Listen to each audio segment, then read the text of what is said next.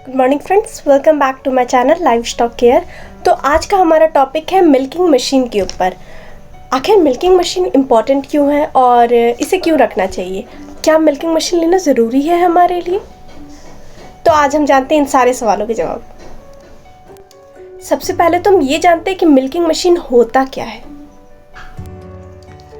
Milking का जो management होता है वो एक बहुत ही इम्पॉर्टेंट पार्ट होता है किसी भी बड़े से फार्म का या छोटे से भी फार्म का। ओके, और इसमें यूज़ किए गए हर एक इक्विपमेंट, हर एक केमिकल या जो कुछ भी यूज़ किया जाता है उन सब का बहुत ही अच्छे से ध्यान रखा जाता है, क्योंकि ये बहुत ही क्रूशियल पार्ट से यूज़ होता है। यूँ समझ लीजिए, मिल्किंग मशीन एक ऐसा मशीन है जो आपके एनिमल से मिल्क निकालने में बहुत ही ईज़िली हेल्प करेगा बिना उनके अडर को, थन को नुकसान पहुंचाए। अब इन्हें थोड़ा सा हम उस लेवल पे लेके जाते हैं, टेक्नोलॉजी के लेवल पे। ओके, तो पहले हम जानते हैं कि इनके पार्ट्स क्या क्या होते हैं। मिल्किंग मशीन में कौन कौन से पार्ट्स होते हैं। सबसे पहला पल्सेटर होता है, दूसरा होता है आपका टीट कप्स होते हैं, तीसरा होता है आपका मिल्क रिसेप्टिकल, चौथा होता है आपका वैक्यूम गेज, पांचवा होता है आपका वैक्यूम टैंक और छठा होता है आपका रेगुलेटर। तो ये सारे पार्ट्स को मिला करके बनता है हमारा मिल्किंग मशीन। अब हम जानते हैं कि मिल्किंग मशीन आखिर किस प्रिंसिपल के बेसिस पे वर्क करती है।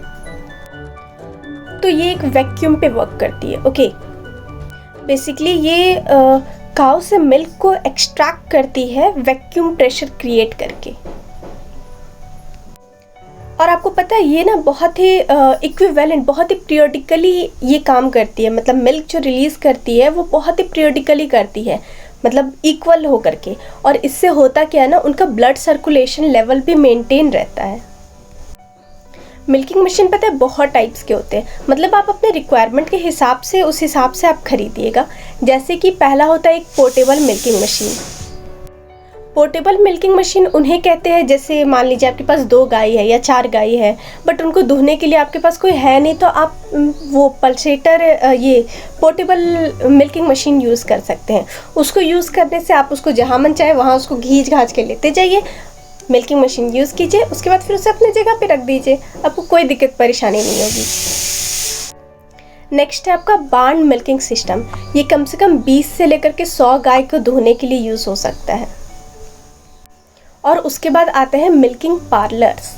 100 से भी ज़्यादा गाय जिनके पास है ना, वो लोग बहुत ही आराम से मिल्किंग पार्लर्स में जा कर के अपनी गाय को दूध निकाल सकते हैं। उनके लिए ज़्यादा आसान पड़ जाता है, कम टाइम में ज़्यादा बचत हो जाती है टाइम की। अब हम जानते हैं मिल्किंग मशीन के एडवांटेजेस क्या क्या होते हैं। सबसे पहला, हैंड मिल्किंग करने से कोई जाने अनजाने में कभी कोई बैक्टीरिया या कोई वायरस हमारे हाथ से टीट के अंदर ना चले जाए, उस चीज़ से आपको पूरी तरह से प्रोटेक्शन मिलेगा। मतलब पूरी तरह से स्टेरिलाइज्ड रहेगा मिल्किंग मशीन, तो आपको कोई मतलब बैक्टीरिया वायरस आने का कोई खतरा ही नहीं रहेगा। ओके, दूसरा, बहुत ही फास्ट मेथड है और बहुत ही सेफ भी है।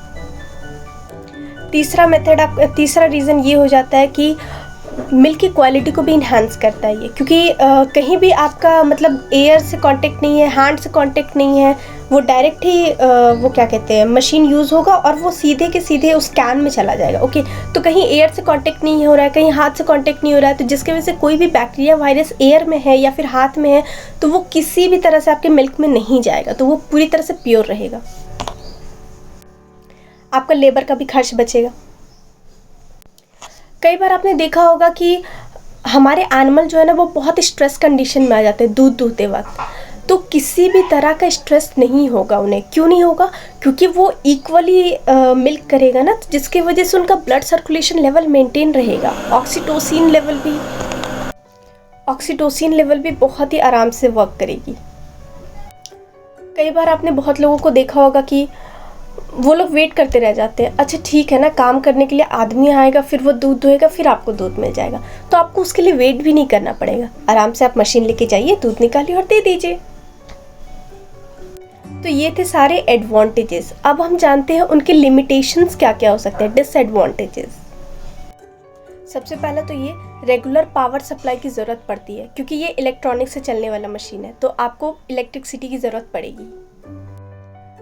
दूसरी बात ये है ना कि बहुत सारे एनिमल्स हैं इसके लिए हैबिचुअल नहीं होते। जब भी कोई नया चीज़ आप ट्राई करते हो ना, तो आपको सबसे पहले उसके लिए एडिक्शन करना पड़ता है। ओके राइट, आप खुद के लिए भी, तो उसी तरह एनिमल्स भी हमारे, उनको भी किसी भी चीज़ के लिए ना एडिक्शन लगाना पड़ता है। तो पहले धीरे धीरे उन्हें एडिक्शन लगाइए, उसके बाद ही वो मशीन यूज़ कीजिए। जिसकी वजह से कई बार पुरानी गाय जो होती है वो इसके लिए एडजस्टेबल नहीं होती है, तो उनको हैंड मिल्किंग ही करनी पड़ती है।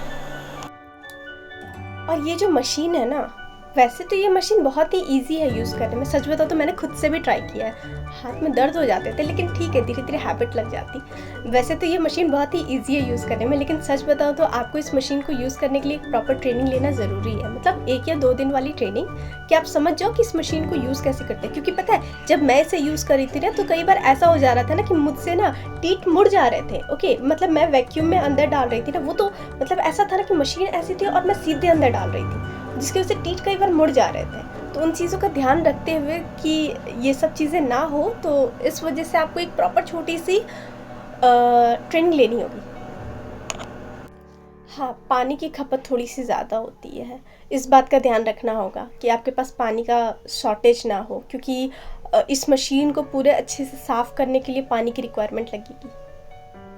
तो ये थे सारे कुछ लिमिटेशंस, कुछ डिसएडवांटेजेस इस मशीन को यूज़ करने के। तो मिल्किंग मशीन यूज़ करने से पहले ये सब सारी चीज़ें जान ले, ताकि जब आप मिल्किंग मशीन ख़रीद के लेके आए तो आपके लिए चीज़ें सब कुछ नई सा ना रहे। And thanks for watching this video. और हाँ, एक और चीज़, हमारे चैनल को लाइक, सब्सक्राइब और शेयर करना ना भूलें।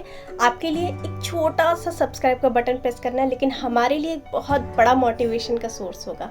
और हाँ, हमारा खुद का फेसबुक का चैनल भी चलता है, तो हमें बहुत ही खुशी होगी अगर आप हमारे फेसबुक चैनल का भी ग्रुप का पार्ट बनते हैं। Thank you.